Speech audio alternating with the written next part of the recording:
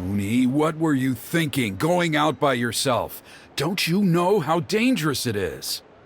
It's okay. Toba helped me. And we met some kind strangers who helped us, and... Kind strangers? What made you so sure they were so kind, huh? Oh, I suppose they had kind stranger written on their foreheads? Yeah, actually, they did. In big, bold letters. Don't talk back to me. The Mountain King problem still hasn't been solved. What would I do if I lost you too? No dinner for you tonight. They were good people, Dad. Dinner or no dinner. Hello again, Huni. It's Miss Paimon and Miss Traveler! Dad, it's them! They're the ones who helped me! And I promised we'd take care of them if they came to visit. Oh, so you're the kind strangers. Well, I'm Trinidad. Apparently, you helped my daughter today, so if there's anything you need, just ask. As an elder of the Scions of the Canopy, I've got some influence around here. Now, I trust that you're sensible people who know better than to take advantage of their host's generosity. Yep, just helping a neighbor. We're not looking for anything in return. Oh? Well, let's hope so. Dad, please! They're not bad people. They've eaten at the same table with Kanich before. Be nice to them. Kanich? Wait! I heard that two mysterious travelers from afar showed up at the Stadium of the Sacred Flame. Are they you? And Paimon's the other. I do apologize. A lot's been going on in our tribe lately, and I suppose the pressure must be getting to me. I can't believe I was so rude to you. I feel ashamed. We got off on the wrong foot. Can we, start over? Oh, now we're talking. Seriously, though, don't worry about it. Already forgotten. We're just happy to see Huni got home safe and sound. Oh, you just arrived, I take it, and it would be my honor to give you a hero's welcome tonight. Careful now, that's quite an about face. We've heard that kind of thing can lead to spontaneous combustion around these parts. My dear traveler, you are very perceptive indeed. Go inside now, Huni. Dad's got some important business to discuss. Okay, look after Miss Traveler and Miss Paimon. They're very special guests. Well, we'll hear you out, but we can't make any promises that we'll be able to help. Well, this is a matter of utmost importance. Please, allow me to explain. For many years, our tribe has celebrated the Turnfire Night. It is a traditional ceremony among the Scions of the Canopy in which we remember our ancestor, Burkina, and his companion, Kangamato, the Mountain King. Burkina was a hero who bore the ancient name Malipo, and Kangamato was a powerful Yumkasor warrior. Together, they fought against the Abyss. They were victorious, but it came at a great cost. Burkina paid with his life. The Mountain King survived, but was contaminated by the Abyss, and he remains in hibernation to this day. Normally, Yumkasors never live longer than a century.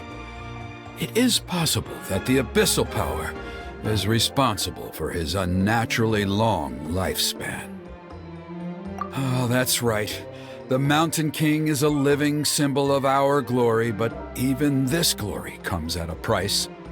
The abyssal power inside him is highly sensitive, and when it is disturbed, he awakens and flies into a blind rage, attacking anything that moves. So, besides the ceremony, another important part of Turnfire Night each year is cleansing the abyssal power inside the Mountain King so that he will remain sound asleep. However, Abyss-related incidents have been on the rise in that land lately, as I'm sure you're both aware. As a result, it has become increasingly difficult to keep the Mountain King in hibernation. Only 5 months have passed since the last Turnfire Night, and he's already showing signs of instability. Has he woken up again? He has. We managed to contain the situation by performing a makeshift ceremony right away, but it was a close call. He could reawaken at any moment. Also, he attacked and wounded my companion, Nana, during the ceremony. She became contaminated by the Abyss as a result, and... We heard. Such a tragedy. We're really sorry for your loss. Yes, and Nana wasn't the first. Anyway, right now we're preparing for an exceptional Turnfire Night ceremony, and we need to find a suitable flame bearer. From what I've heard about your adventures, I believe you would be perfect for the role. Of course. Plus, he's a bona fide hero who inherited the Malipo name. Oh, you mean Kanich? Yes, he's the one. A hero, worth his weight in gold. And unfortunately for us, he's all too aware of that. No prizes for guessing what he said when I asked him to host a Turnfire Night outside of the annual schedule. An exceptional ceremony? Oh, I'll have to charge an exceptional price. I swear, no other concept exists in that boy's brain. I'm not the one to usually talk about people behind their backs, but I'm convinced the Wyab got hit on the head and took a wrong turn the day it chose to give that ancient name to him. I mean, have you ever heard of a hero whose mantra is, "What's your asking price?" Oh, and don't get me started on that insufferable Ahau he hangs around with. Thinks he's God's gift to mankind. Pompous fool. Yeah, Paimon has to agree on that last part. Anyway, the fact is, the ceremony can just as easily be done without him as long as we can find someone else. And besides, you two seem like much better candidates. So, what do you think? Well, there's only a few days left before the ceremony. We can't afford to waste what little time we have on negotiating with him. No, I much prefer if you would consider taking his place. Wonderful! I can't thank you enough. Huni was right about you. You have kindness in your hearts. Come with me to the other side of the mountain. I'll bring you up to speed on each step of the ceremony. As experienced warriors, I'm sure you'll pick it up in no time.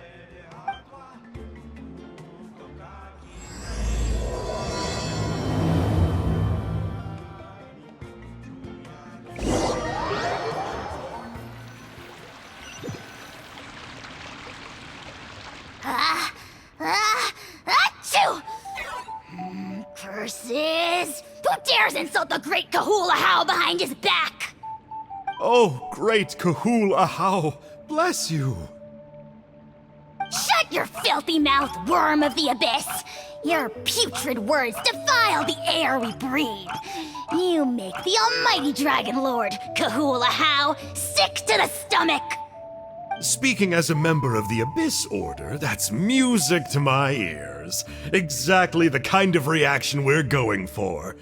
But on a personal level, I gotta say, it's pretty hurtful.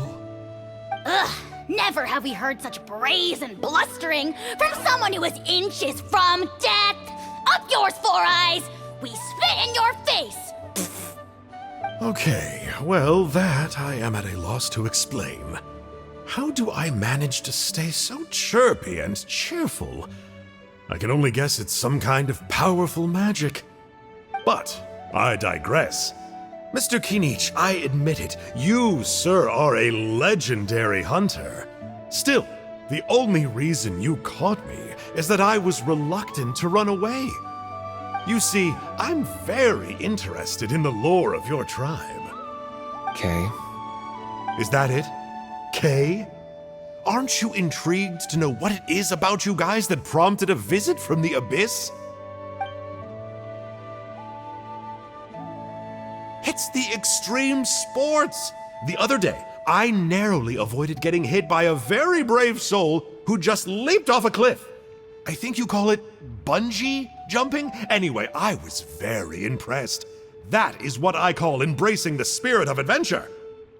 Look, I even did a painting inspired by the bravery and freedom of the Scions of the Canopy. You scum-sucking swine! I swear, if you go bungee jumping, it'll be without a rope! Head first off the tallest cliff, with a band of hunters on your tail, and nowhere left to run, and a bottomless cesspit waiting for you on the ground. You say that, but I get the sense that Mr. Kinich isn't planning to take my life right now. On top of that, I'm tired of spying on you from afar. So why don't we just negotiate a comfortable operating distance that works for both of us? I've heard that the most important thing in human relationships is to respect each other's boundaries. What do you say, Mr. Kinich? Or you could tell me what it is you're really after. What? And then I'll name my price.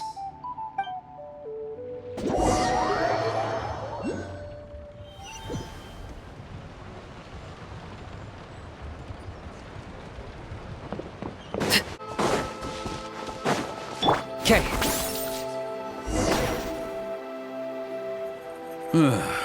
The Abyss contamination is back. No surprises there.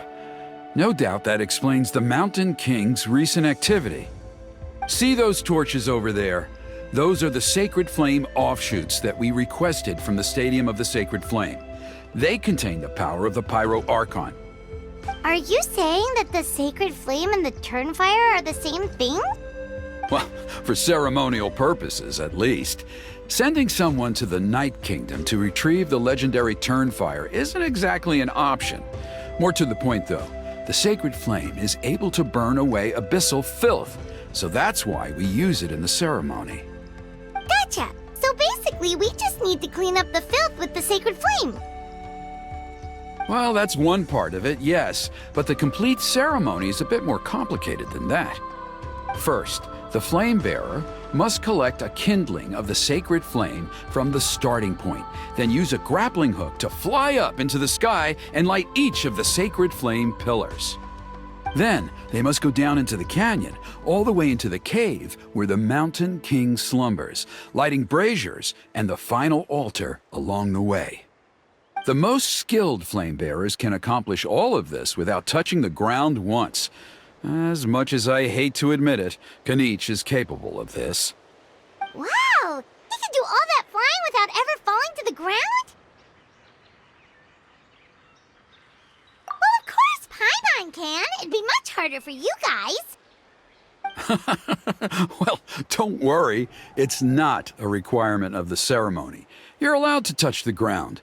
The only thing you're not allowed to do is turn back.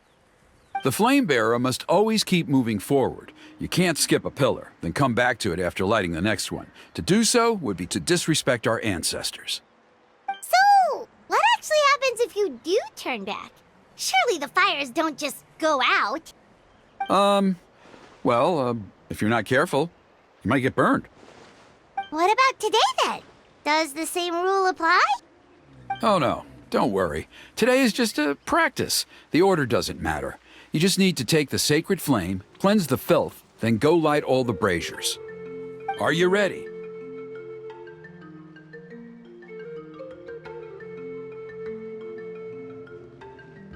I'll repeat all the key points again. Gather the kindling, cleanse the filth, and light all the braziers. I'll wait for you at the end.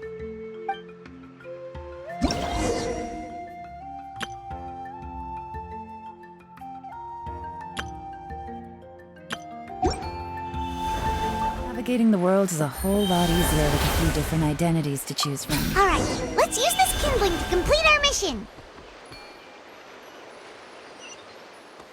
There's abyssal filth over there. Let's burn it away with the sacred flame.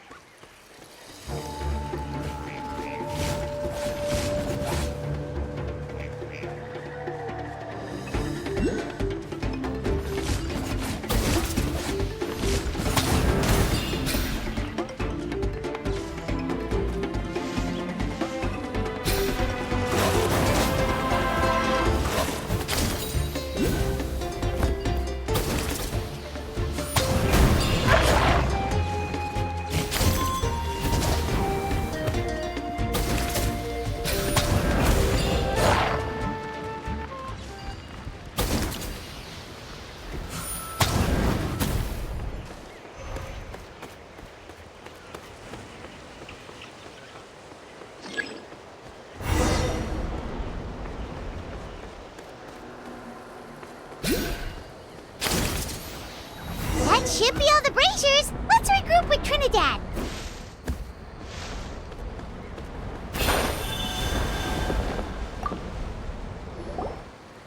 I knew I was right about you. You have outperformed all of the other previous candidates. If there was an ancient name for outstanding flame bearers, I'm sure the Wyab would consider you for the honor. Yeah, although it would probably take Paimon quite a bit longer. All right, now there's still a few days left until the ceremony, and I should probably get back so I can inform the chief and the other elders that I have found the flame bearer we need. Oh, you mean they've still got to sign off on it? Some of them are still hoping we can come to an agreement with Kanich, but that's only because they haven't seen you in action. Still, I'm the one responsible for securing a flame bearer, and my recommendation is you. Just for Paimon's own peace of mind, are you sure it's not going to be a problem having Outlanders take on such an important role in your ceremony? See that place over there? There was a time, long before the age of Burkina and the Mountain King, when we, Scions of the Canopy, called that our home. After a period of upheaval, our ancestors were forced to move away. Now, it has become a place where our youths go to develop courage and kindle a spirit of adventure. If we fail to keep the threat posed by the Mountain King at bay, it might not be long before we have to move again and find a new home. So, to answer your question, I think everyone will agree that you are the right choice. Fair enough. Desperate times call for desperate measures. I'll need you to drop by my place at some point before the ceremony, if that's all right. There are still a few final details that we need to discuss. Okay, see you later then. You have my gratitude.